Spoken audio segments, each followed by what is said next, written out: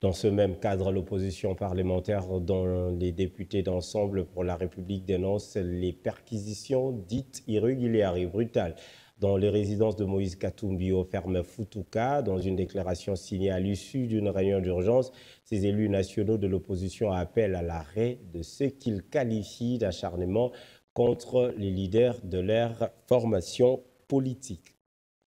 Ces militaires ont procédé à la perquisition illégale du lieu sans établir un seul procès verbal de leur salle besogne.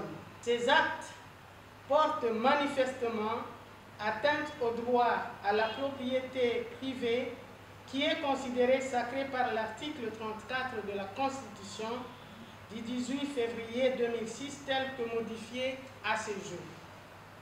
Ces actes s'inscrivent dans la droite ligne des intimidations orchestrées par le pouvoir en place contre les partis politiques de l'opposition et leurs membres.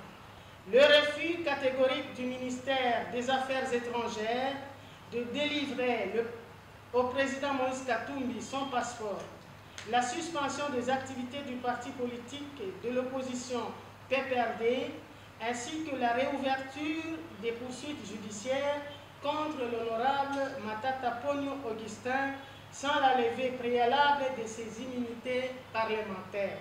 Condamnons avec la dernière énergie cette pratique qui non seulement installe un climat d'insécurité au sein de la population congolaise, mais aussi et surtout détériore le climat des affaires tout en décourageant les personnes de bonne foi qui décident d'investir au Congo.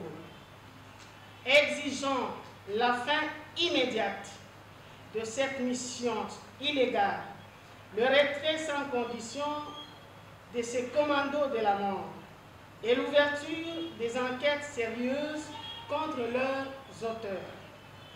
Invitons enfin le pouvoir en place d'assumer pleinement ses responsabilités en vue d'assurer la sécurité des personnes ainsi que de leurs biens et de garantir à tous les Congolais sans distinction aucune le respect de leurs droits fondamentaux inscrits dans notre Constitution.